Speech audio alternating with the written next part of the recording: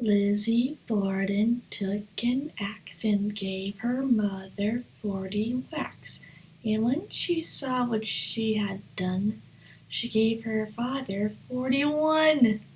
Although that's probably like twice or three times as many as how many whacks there actually were, and it's kind of a meal during quarantine. But yeah, we're watching the Ghoul Boys look at the murders that haunt the Lizzie Borden house. I mean, I know that they turned the Lizzie Borden house into a bed and breakfast, but I would not go to that bed and breakfast. No, thank you. I do not want to be haunted. So let's get on with the video. Three, two, one, play. This is it. The infamous Lizzie Borden house. Do you have any idea what happened in there? No, I'm in the dark on this one. Well, let's just say that some brutal murders happened in there that would lend itself to being haunted. Okay, all right. I'm also freezing, so as scary as it is in there, let's get inside. Let's go in. You can't go in through the front anymore. You have to go in through the back. Why can't you go through the front anymore? You ready for this?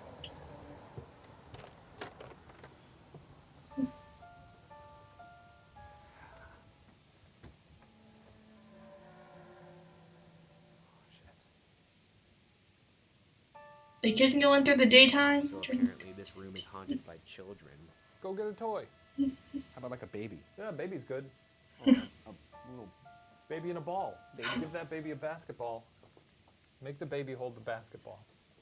Are you PDing this?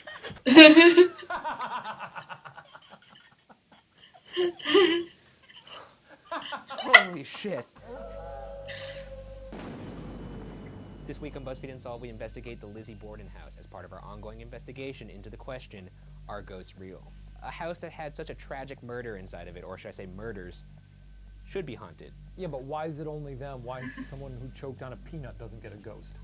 I don't know. That's not how things work. Let's yuck it up then. Okay, great. All right, let's get into it. On August 4th, 1892, in Fall River, Massachusetts, the bodies of Andrew and Abby Borden were found hacked to death in their home. Both of the Bordens were believed to be killed with a hatchet or an axe. Abby Borden had been axed 18 times, and Andrew Borden had been axed 11 times. Yeah, that's like Their not bodies as were found much in different as the spots in rhyme. house. As far as evidence, only one thing concrete was found.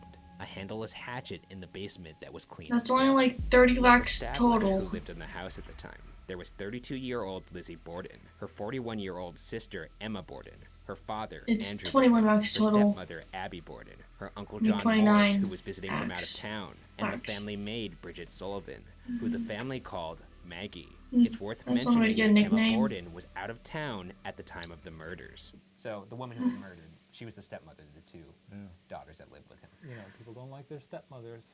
They don't. I guess that's not fair to a large Well, amount of stepmothers. I mean, that's I'm sure like there's a lot of widely lovely- perpetuated by the media. Yeah. Like any movie you see, the evil stepmother. There's never like, oh, my stepmother, she's a real doll. So you think like 90% of people who have stepmothers are like, oh, my stepmother, I'd love to bury an axe in her face. Let's examine the timeline of the day of the murder, according to eyewitness testimony. At around 10:40 a.m., Andrew Borden This is an takes a interesting nap little on the front animation. couch. At this time, Mrs. Borden was believed to be at the doctor's office. At about 10:50 to 10:55 a.m., Lizzie claims she is in the backyard barn. Maggie, the family maid, claimed to be taking a nap in her room upstairs. At around Are they in 11:15 Maggie's a.m., room? Lizzie, in the backyard, reportedly heard a, quote, heavy fall and a subdued groaning, end quote. According to Lizzie, on her approach to the house, she noticed the screen door was now open and goes inside. Maggie, the maid, had not yet fallen asleep when she heard Lizzie Borden crying out, quote, come down quick, father's dead, somebody's come in and killed him, end quote. Maggie ran down the stairs to see the brutal murder scene of Andrew Borden laying across the couch. Maggie also noted that the distraught Lizzie Borden was wearing a blue, unstained dress. There was no sign of a struggle, as Mr. Borden was believed to be asleep when he was murdered. Can you imagine seeing those pictures in like color? So you walk down, I don't know if it was this staircase or the other staircase, but this is where she found Mr. Borden laying down. Was it on And this there's an exact axe. I don't know if it's this exact couch, but it sure as hell looks like the exact couch. I mean, look at the picture. Yeah, I mean, they could have replaced His it. head? That was his head. Oh, good lord. Right after Shane speaks, our audio recorder catches a female voice possibly saying, "Help me." Good Lord. Is this the voice of Mrs. Borden? Andrew, this look familiar? Oh my god. Yeah, is this... Ah! That's so fucked up. Just get away from me. What's wrong with you? Can you imagine, though, that's the last thing you see? No, I can't imagine that. I would never want to imagine that. I think his eyeball was like on his cheek. Mr. Borden, if you're here right now, show me a sign. Should we turn the light off? Yeah, we can turn the light off. Okay. All right. We're going to turn the light off. 3, 2, 1.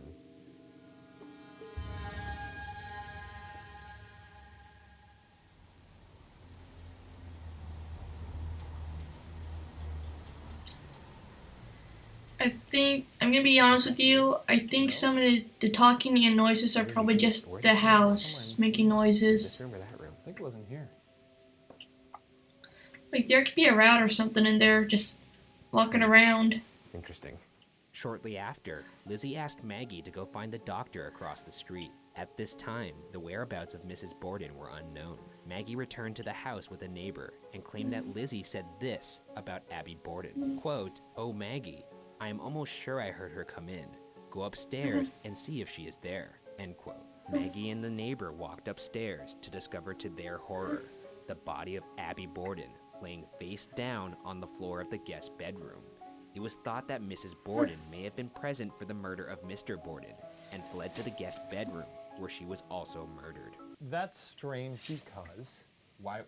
if your pa is laying there, his head turned to blood oatmeal, and you hear Ma come in, you're probably not just like, oh, I wonder what she's up to today. You're probably like, hey, Ma, you should probably come here. Not just, oh, I wonder if she's going to go take a little nap. Right? Yeah, I got a life-changing thing to tell you here. Yeah. Got some heavy news. Not, oh, yeah, I think she ducked in. You should probably give her a little howler. Yeah. Let her know. Also, the fact that she goes, look upstairs. I think I may have heard her go up that way, and that's where they find the body. Yeah. So you can start to see where things start to pile up against her. Yeah, I think it might have been Lizzie. So this is where Abby Borden was actually found. They walked up the stairs, much like we just did, and from that little landing, they saw her feet right there. And they actually thought she may have just fainted or something like that because she saw her husband dead downstairs. Yeah. When they looked at her, I mean, obviously you can see the pictures right there. That's how they found her. Oh, my goodness. And look at her head. Jesus Christ. They, That is fucking awful. Abby, if you're here right now, If you're here right now, or if anybody's here right now, make a noise. What the fuck was that? It's just probably furniture creaking. I think it might be that. I'm gonna ask one final question. Well, I was just gonna go, showtime.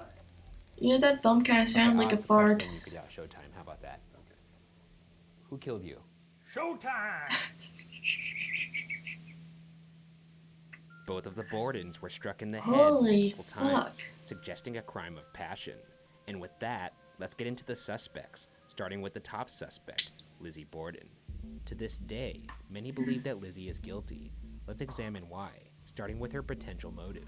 At the time of his death, Andrew Borden was very wealthy. His net worth at the time would be around $10 million in today's standards. However, despite this wealth, Andrew was reportedly a bit of a penny pincher. In trial, Maggie testified that the Borden family lived frugally and ate a mutton-based diet. Ah. Maggie reportedly smiled as this was being described. maybe she's thinking back on the good old mutton days. Or maybe she's like, huh, no mutton for me anymore. No more mutton Yeah. for me, father. Oh Did man, they button's describe the fucking smile, though? Was it gross. sort of like, No, they didn't describe this. or was it like, Was it smug, you mean? Or was it like, yeah, like, because there's the Like a nostalgia, stress like, smirk. those were the Those good were days? the good old days. But then when there's my like the parents slight smirk, the there's the- And then there's also the. smug, like, not for me anymore. So this is the master bedroom. This is where Mr. and Mrs. Borden slept. It reminds me of Downton Abbey a little bit. And there's a kitty cat proper. pillow. I feel like a little fancy little lord in this room. Well, one of the things that's supposed to piss Mr. Borden off is he was very frugal So that's why you see money right here by his picture. Uh-huh. People leave it there, and people also report it being scratched if you take his money. Oh. Of course, yeah. You're just gonna take it all. You're not gonna leave him a little bit. Leave a penny at least. I'll leave him a penny. He was a penny pincher. Leave him a penny. I'm not doing this because I want to steal. I'm doing this because I want to give the ghosts significant reason to haunt me. You know? I want them to be upset with me. I think they're already inherently upset with you. I stole from you. I think you hear me? I think they could sense energy. Mr. Borden, who killed you?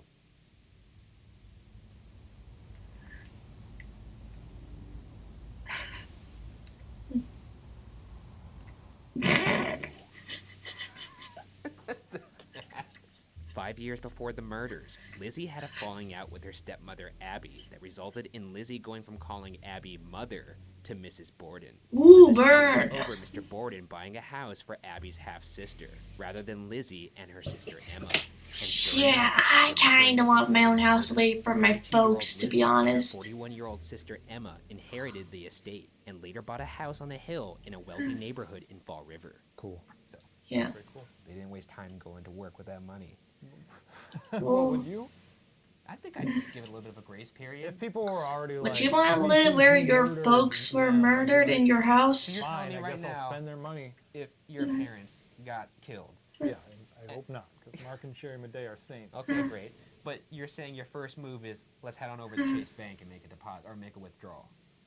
I mean, if they're not going to spend it. Holy shit. When asked if her father had previously mentioned a will to her, Lizzie said, quote, "He did not," end quote. Moving on from motive, during her inquest testimony, Lizzie's answers were sometimes wildly inconsistent. Lizzie also reportedly burned a dress of hers after the murders, claiming there was paint on it. However, this was not the dress she was seen wearing the day of the murders. That dress was actually handed over to the police. The day of the murders, the housemaid Maggie saw Lizzie wearing an unstained blue dress. Lizzie could perhaps have committed the murder and then changed while Maggie was reportedly sleeping, but the time frame for that would have been extremely slim, and dresses in that time period were a bit of a process to take on and off, so this seems unlikely. What if She could have gotten a dress on. That's not that hard. Apparently it was pretty hard. I'd like to see you put on a dress from that time period. That came out weird. I could have worded that better. I would not like to see you in a dress. I would like you to try. You know what? You know what I'm saying. Okay. Another damning detail came from a pharmacist who testified at Lizzie's trial that she had tried to buy a poison called prussic acid the day before her father and stepmother were killed. However, this testimony was dismissed. Other than a possible motive and circumstantial pieces of evidence, there was no physical evidence that implicated Lizzie in the murders. The hatchet that was found in the basement was clean. At the end of the trial, Lizzie was found not guilty. However, many people still believed Lizzie was guilty. In fact, there was even a creepy schoolyard rhyme that goes, quote, "Lizzie Borden took an axe and gave her mother 40 whacks, and when she saw what she had done, she gave her father 41, end quote." Alright, so we're about to go into Lizzie's room. I think she may have done it, but she had like some sort of cover over her dress, like a thick apron or something. It didn't feel so weird in the other rooms, but I do feel very uncomfortable in here. Is it because of the exit signs that are red? Why, Lizzie? Maybe let's both say the thing, and maybe that'll get her out. Lizzie Borden took an axe, gave her mother 40 whacks. This is just When fucking she hilarious. saw what she had done, she gave her father 41. Strangely, as soon as we finish reciting the Lizzie Borden rhyme, our audio recorder starts to pick up bizarre interference. It does this again when we whisper it. What if we whisper it? Lizzie Borden gave her mother 40 whacks. When she saw what she had done, gave her father 41. Lizzie? I'm getting out of here. We've disrespected this room too much. He's gonna fucking. Ew, we're sleeping here. We can't even run away. The second suspect is John Vinicum Morse, a theory recently made popular looks like by a Abe Massachusetts Lincoln. math teacher named Richard Little. who wrote a book on the case that listed John Morse as the possible killer. John Morse was the brother of Mr. Borden's first wife and Lizzie's uncle. Interestingly, according to Lizzie in the case timeline, Morse was not seen from 9 a.m. until noon, after the murders had occurred. According to Little, John Morse's alibi to the police was that he was visiting a sick relative down the road during the time of the murders, along with the town doctor. However, the same town doctor was also looking over the bodies of Mr. and Mrs. Borden, a bizarre contradiction in his story. Furthermore, Mrs. Borden was found dead in the guest bedroom that Morse had reportedly slept in the night before. That's Morse right there. Look at his stare. So let's talk to him now. Oh, what's his name? Morris? John Morse. John Morris, come on, buddy. Time's a ticking. Show up, murder us. Be the first ghost to murder someone in history. We'll get it on film. You'll be famous. All right, you got 1 minute, John. Say something. You don't have to get violent.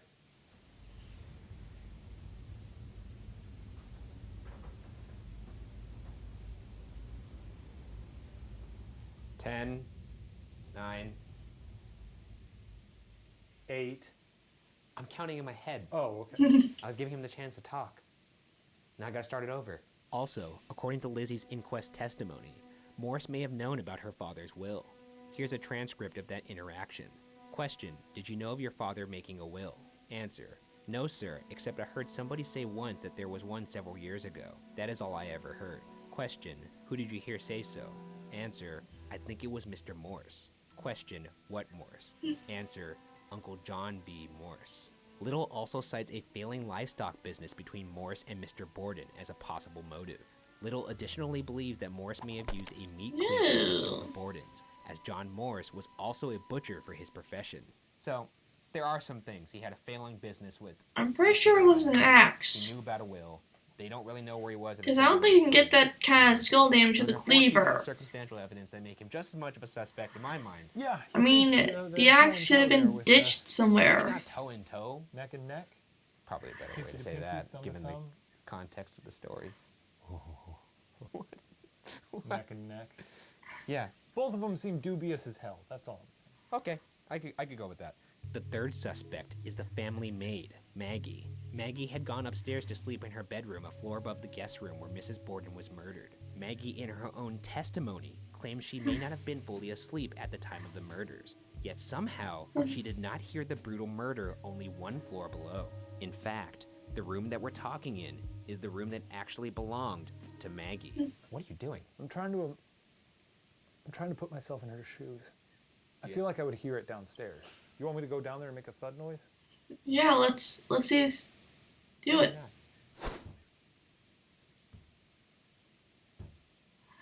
It's pretty light, but I could hear it. And if I'm trying to fall asleep, I feel like I hear everything. Piggybacking on the previous theory, some feel that it is too coincidental that a person could sneak into the house in broad daylight, with 2 people inside or around the house at the time. Which brings us to our 4th and final suspect, or rather, suspects, with the unsubstantiated theory that Lizzie and Maggie the maid conspired to kill the Bordens together. This theory has been the subject of many fan fiction, where Lizzie and Maggie were romantically involved. Some versions What have the Lizzie's hell? stepmother discovering the romance, to which they kill her and then kill her father to cover it up. Fan Fans of this theory fiction. point to the fact that Lizzie later in her life reportedly had a crush on an actress, a point that some feel caused her sister Emma to move out Fan of the fiction home has they no shared. Other place than in true that, crime. This theory has no evidence backing it. I could see that. It would answer a lot of questions too. About the dress, trying to get that dress on. Oh Wow. yeah, because really her only way out of that is saying, I saw her with the dress, it was clean. Yeah. And then Lizzie saying nothing about her. So like they're both helping each other with their alibis. Yeah. It makes sense to me. Yeah. But you know me. I'm a fan of conspiracy theories. But this one this doesn't... doesn't. I was gonna say this doesn't seem that crazy to me. No, right? Okay, good. I felt like I'm on edge here. Because there are certain elements of each of their stories that don't seem to add up. But then when you put them together, Wait, are we maybe they agreeing right now? sing. Am I on base here? Yeah, you're on base. So I win. I mean, I'm not saying ghosts are real. I'm saying. No, you just said that. No, I'm not saying that. Now that we've gone over the history and explored the house, let's move on to the final phase of the investigation. sleeping in the house. Can you imagine if you got sleep paralysis in this room? Oh my god, you fucking say that right before we're about to sleep. And like you lifted your head up and you saw a face in the window. Dude, why would you say that? You and know then one of my great fears is a face. just shows up in the mirror. That sounds like literally a nightmare. And you know one of my big fears is a face staring at me through a window. Is that a beer? Are they drinking beers? This is Ryan's Captain Log update. What time is it here? Holy moly. It's 2:43. Not much progress has been made here.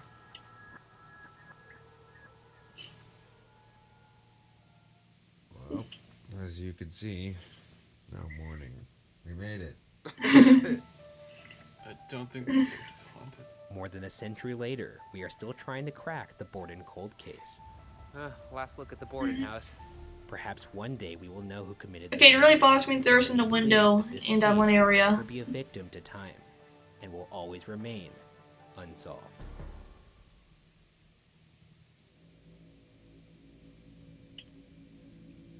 Lizzie Borden took an axe, gave her mother 40 whacks, and when she saw... Wait, what? It's when she had saw. Well, we gotta start over now. Yeah, okay. Lizzie Borden took an axe, gave her mother... You're creepier than I am. Oh, you're smiling. Okay. I'm gonna check out the comments and try and get a better view. Then Google the crime scene photos to get a better view of them. Because I didn't really get much of a reaction from them, even though I've heard the case and sort of seen the photos a bunch of times. Okay, theory. Shane has so many curses on him, by not that they all cancel each other out. Possibly.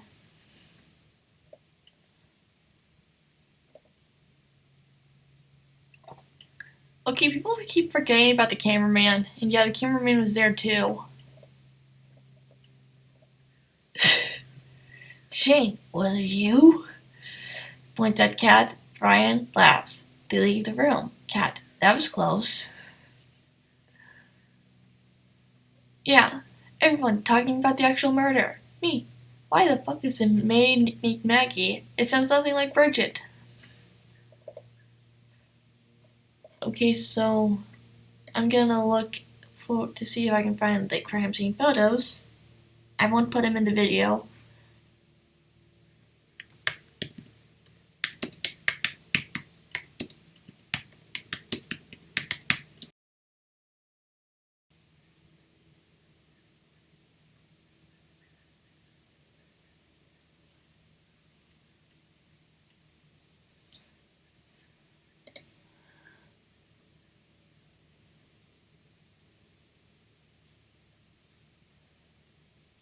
Let's see if I can find the tools.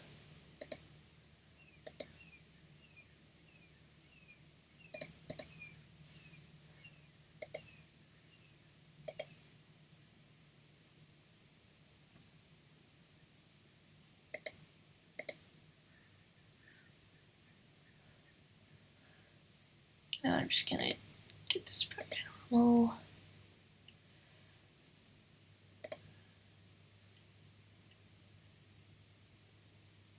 Okay, so that's the backup for Mom. This is the backup for Mom's head. I think. Can't really tell.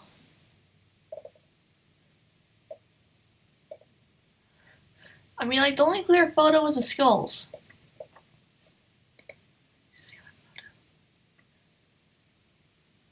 Now that's a recreation, I think.